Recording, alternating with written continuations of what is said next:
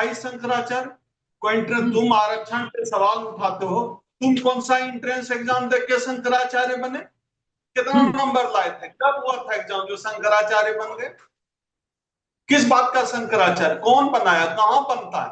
कहाँ एग्जाम होता है? कब फॉर्म फिलअप होता है? कौन सा बोर्ड एग्जाम लेता है? कहाँ से बन गए शंकराचार्य?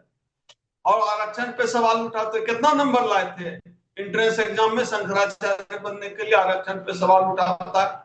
इसका ठीक इलाज कर रहा है ये इसी लायक। नमस्कार, मैं नवीन कुमार नंदन। प्रयागराज में हंगामा मचा हुआ है। देश की टीवी मीडिया लगातार कह रही है कि शंकराचार्य अविमुक्तेश्वरानंद को योगी आदित्यनाथ की सरकार स्नान नहीं करने दे रही है। बहुजन समाज के तमाम लोग रो रहे हैं, विलाप कर रहे हैं। शंकराचार्य के साथ ऐसा हो रहा है तो हमारे साथ क्या होगा? इसी मुद्दे पर मैं बातचीत करूंगा। मेरे साथ डॉक्टर ओम सुधारी जुड़ रहे हैं। सर, बहुत स्वागत है। जय भीम। हाँ, जय भीम नवीन सबको। कैसे देखते हैं पूरे मुद्दे को? ये तो ब्राह्मणों का आपस का मामला है, सवर्णों के बीच के आपस का मामला है। देश का जो दलित पिछड़ा बेमतलब उछल रहा है, दलित पिछड़ा न 3 में है न 13 में है। हमारा क्या लेना देना है? सवर्णों के आपस का मुद्दा है, राज सत्ता हथियाने का मुद्दा है, धर्म सत्ता पर काबिज होने का मसला है। हम तो कहीं है ही नहीं।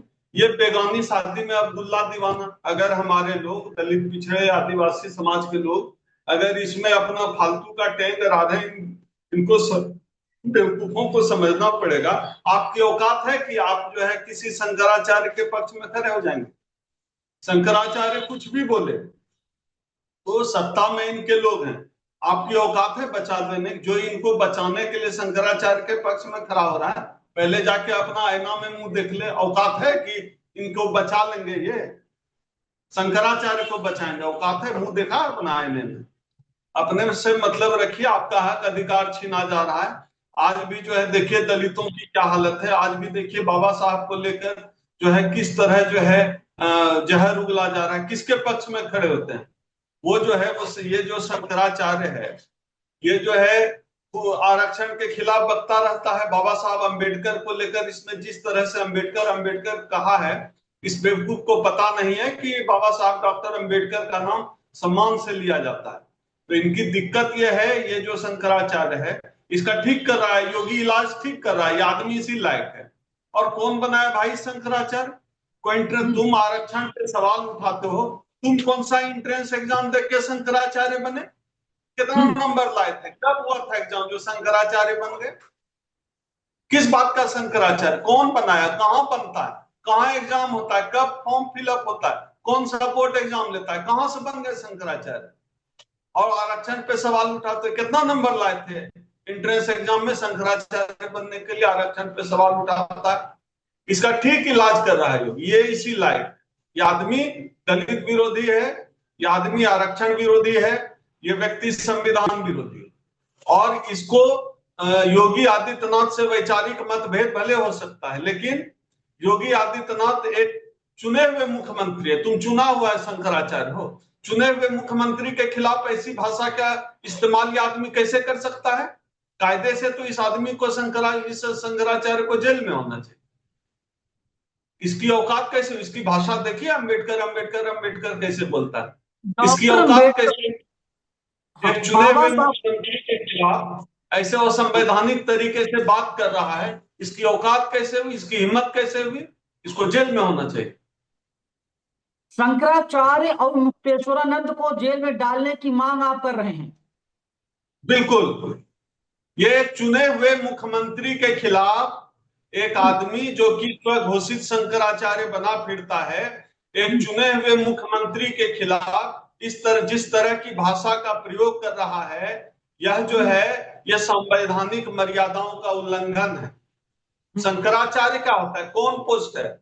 संविधान में कोई पोस्ट है? गजेटियर से कोई बहाली निकलता है शंकराचार्य का? सरकार को एग्जाम लेती है, कोई बोर्ड को एग्जाम लेती है। नहीं, लेकिन उनका जो एक नाम मुख्यमंत्री उपाध्याय है। लेकिन जो एक मुख्यमंत्री चुने गए हैं, ये पूरे उत्तर प्रदेश के मुख्यमंत्री योगी आदित्यनाथ। वैचारिक मतभेद अपनी जगह है, लेकिन संवैधानिक मर्यादाओं का उल्लंघन आप कैसे कर सकते हैं? क्योंकि आप स्वघोषित कोई धार्मिक न्यास का जो है अपने आप को हेड घोषित किए हुए हैं। आप एक चुने हुए मुख्यमंत्री के खिलाफ एक लोकतांत्रिक देश में कुछ भी बोल देंगे। कि पाकिस्तान है क्या, बांग्लादेश है क्या? कुछ भी बोल देंगे, कुछ भी कर देंगे और जनता बर्दाश्त करेगी। वैचारिक मतभेद अपनी जगह है, लेकिन बतौर मुख्यमंत्री योगी आदित्यनाथ चुने हुए जनसेवक हैं, उनके साथ मर्यादा। हम लोग भी जो है किसी मसले पर विरोध करते हैं, लेकिन उसकी मर्यादा होती है। चाहे प्रधानमंत्री से वैचारिक मतभेद हो, पॉलिसी को लेकर मतभेद हो, लेकिन देश के प्रधानमंत्री हैं, एक राज्य के सूबे के मुख्यमंत्री हैं। आपको मर्यादा, आपको कौन हक दिया इस शंकराचार्य को? लेकिन डॉक्टर डॉक्टर साहब, बाबा साहब अम्बेडकर लेकर जो बयान दे रहे हैं शंकराचार्य, कह रहे हैं कि वो गया था, 3 दीक्षा लेनी थी, उसने 2 दीक्षा लिया। मतलब इतने घटिया शब्दों का प्रयोग बाबा साहब के लिए शंकराचार्य कर रहे हैं। मैं तो जेल, नवीन, मैं तो जेल भेजने की बात कर रहा हूँ, थोड़ा इस पे दया दिखा रहा हूँ। सही मायने में यह आदमी तो योगी आदित्यनाथ जी के बारे में अभद्र तरीके से उनसे बात कर रहा है, संवाद कर रहा है, और बाबा साहब अम्बेडकर को लेकर भाषा का इसने इस्तेमाल किया है। इस आदमी को कायदे से पार्टी खाने में होना चाहिए।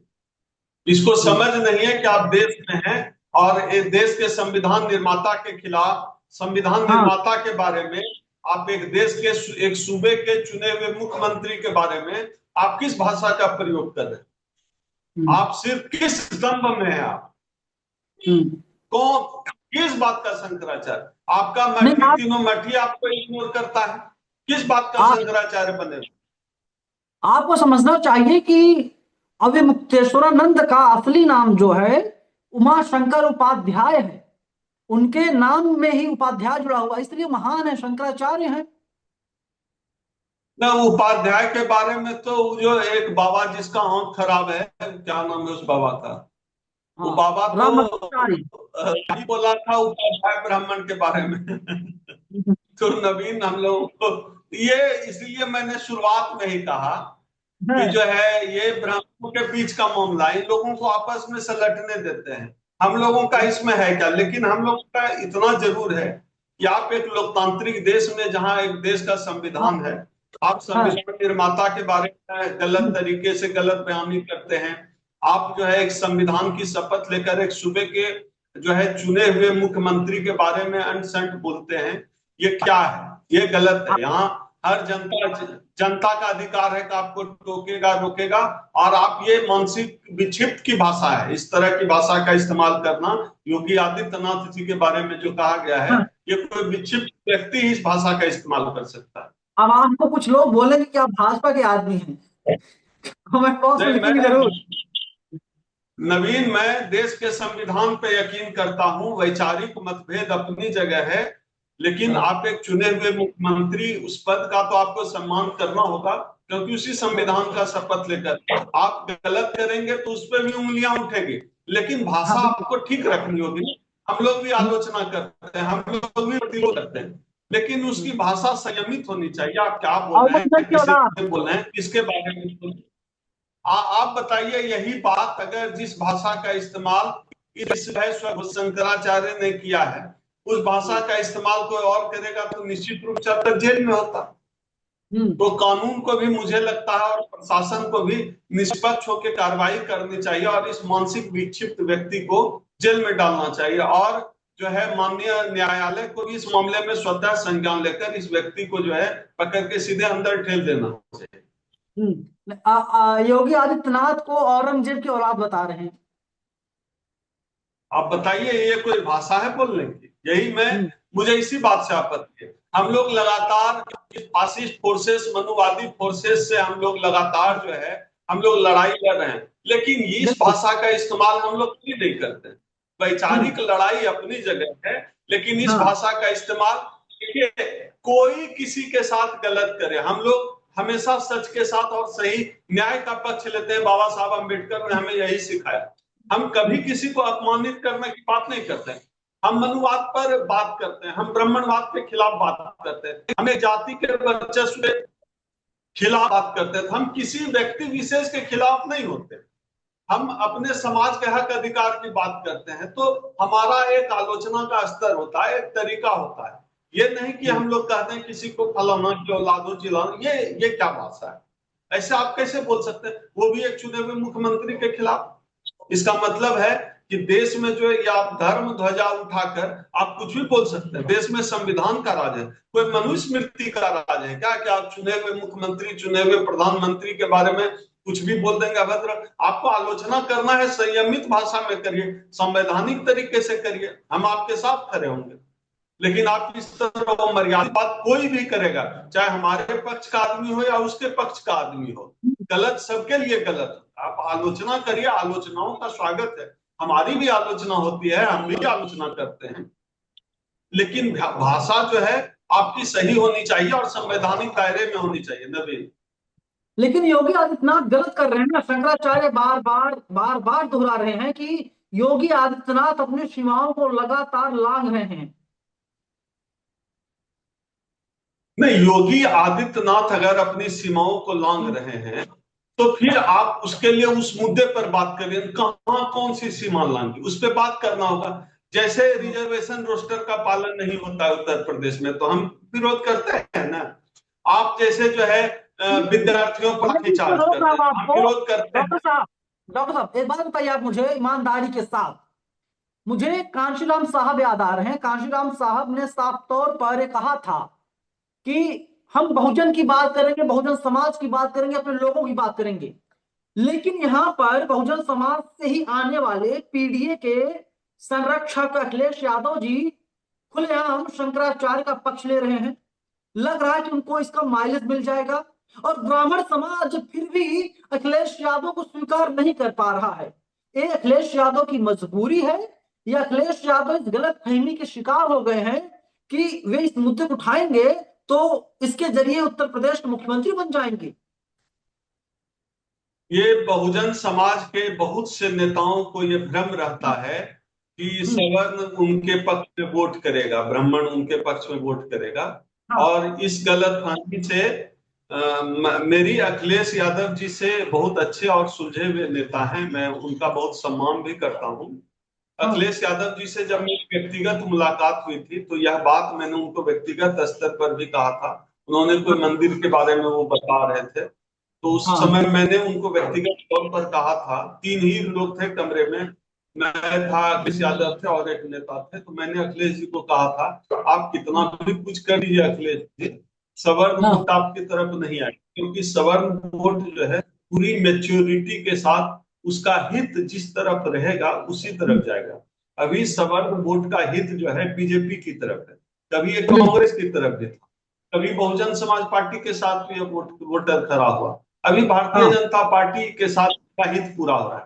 तो यह हाँ। वोटर जो है पूरी मेच्योरिटी के साथ अपने हित के साथ खड़ा होता है, चाहे हम्म। कोई भी दल हो। तो अभी इसका हित बीजेपी के साथ है, तो आपके हाँ। साथ खड़ा नहीं हो। मैंने व्यक्तिगत तौर पर कहा है ये बात, लेकिन राजनीतिक मजबूरियां तो होती ही। अभी चुनाव लड़ रहे हैं, अभी विधानसभा चुनाव होना है, तो अखिलेश जी को तो एक पक्ष लेना ही है। दूसरा क्या है इस मसले में, एक तरफ शंकराचार्य है, दूसरी तरफ जो है योगी आदित्यनाथ है, तो ब्राह्मण उनका तो वर्सेस वैसे भी ठाकुर। उनका पॉलिटिकल स्टैंड है, आप ये मानते हैं पॉलिटिकल ठाकुर वर्सेस ब्राह्मण लड़ाई है? स्टैंड।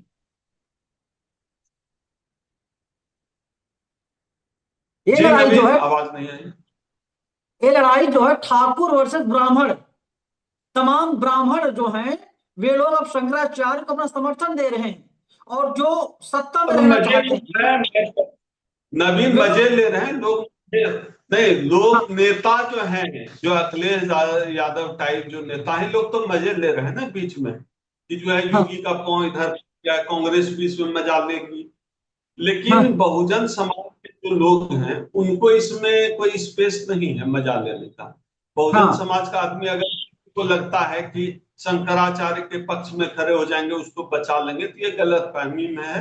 अच्छे से हाँ। हाथ मुंह धो के जो है अरे मुंह देखना चाहिए अखिलेश यादव ने माता प्रसाद पांडे को भेज दिया, जाइए वहां पर शंकराचार्य के चरण छू करके आइए और उनसे आप कह दीजिए हुजूर हम आपके साथ खड़े हैं, आपको कोई दिक्कत नहीं होगी। तो अखिलेश यादव तो राजनीति कर रहे हैं ना, तो हर कोई भी पॉलिटिकल पार्टी यही करेगी। तो पीढ़ी अखिलेश का जो यादव मामला है, पीढ़ी का जो मामला अखिलेश है, तो यादव चिपक जाएगा। राजनीति कर रहे हैं। अब उनको भले हो सकता है ये पता भी हो कि सवर्ण वोट उनके साथ नहीं आएगा, बावजूद इसके स्टैंड तो लेना ही पड़ेगा। मामला उत्तर प्रदेश से जुड़ा है, मामला हाँ जो है योगी आदित्यनाथ से जुड़ा है, तो अखिलेश यादव की तो ऑटोमेटिक वही स्टैंड लेंगे, वही उनको लेना चाहिए जो उन्होंने लिया है। लेकिन मैंने आपसे जिस संदर्भ में बात की, मैंने संदर्भ में बात की कि SC ST OBC के लोग जो है लगातार सोशल मीडिया पर वीडियो हाँ पोस्ट कर रहे हैं, तो मैं उनको समझाना चाह रहा हूं असल में आपके चैनल के माध्यम से कि किसी हाँ गलत फहमी में ना रहो भाई, तुम्हारी औकात नहीं है शंकराचार्य को बचाने की। उसके लोग हाँ सत्ता में बैठे हुए, हम्म इधर भी सबर उधर भी सबर, राज सत्ता की लड़ाई है, धर्म सत्ता की लड़ाई है। हाँ इसमें हमारा तुम्हारा क्या काम? मंदिर घुसने का तो अधिकार आज भी नहीं है, आज भी पीटे जाते हो, तो कहां चल दिए शंकराचार्य को बचाने? पहले अपना आत्मसम्मान बचाओ, अपना अधिकार बचाओ, अपना हक बचाओ, अरे अगर संविधान नहीं बचा लो। नहाएंगे शंकराचार्य तो धरती खत्म हो जाएगी, ऐसा लग रहा है। शंकराचार्य नहा लेंगे तो ठीक है, वरना दिन रात होना बंद हो जाएगा, वरना हम लोग अन्न मिलना बंद हो जाएगा अगर शंकराचार्य नहीं नहा पाएंगे तो। ऐसा ही लग रहा है, ऐसा माहौल बनाया जा हाँ, रहा है। अब देखिए, ओशो कहते थे दुनिया में 108 तरह का पागल होता है। नवीन हम्म ओशो कहते थे दुनिया में 108 तरह का पागल। मजे ले रहे आप हो। लग रहा है 108वां, आप 107 का हमको पता था। 108वां हाँ पागलपन है कोई? अब नहाना, जिसको नहाना है जहां स्विमिंग में नहाए, नाले में नहाए, गंगा नहाए नहाए। वैसे भी आप देखिए नमामि गंगे, जिस गंगा में नहाने के लिए मारा मारी मची है, अभी हाँ डिस्कवरी चैनल पर ये जो है एक अंग्रेज आए हुए हैं, वो मछलियों पे वो स्टोरी करते हैं, डिस्कवरी चैनल और नेशनल ज्योग्राफिक पे। वो अभी आए हुए हैं, उन्होंने कानपुर में गंगा को लेकर इतनी शिकायत की है। इंटरनेशनल अंतरराष्ट्रीय स्तर पर गंगा को लेकर क्या इमेज गया है, जबकि नमामि गंगा परियोजना जो है प्रधानमंत्री जी की सबसे महत्वाकांक्षी परियोजनाओं में से एक थी। हजारों करोड़ रुपए सरकार नमामि गंगे को दिए, लेकिन आज क्या है, वही एक ढाक के तीन पार। तो गंगा की हालत में, तो इस बहाने अगर मुझे लगता है गंगा पर बात हो तो उसका कोई जो है फ्रूटफुल परिणाम आ सकता है। सरकार को जिन एजेंसियों के माध्यम से खर्च किया गया, सरकार को चाहिए कि जांच आयोग बिठाए, उस पर पता करे कि आखिर पैसा हजारों करोड़ रुपया खर्च भी हो गया और 11 साल में गंगा बैली की बैली रह गई, आखिर वो पैसा गया कहाँ? किसी ना किसी का तो दामन मैला होगा ही। इस बहाने जो शंकराचार्य के गंगा में नहाने का मसला है, इस बहाने मुझे लगता है नमामि गंगे पर भी आपको नवीन एक रिपोर्ट करनी चाहिए।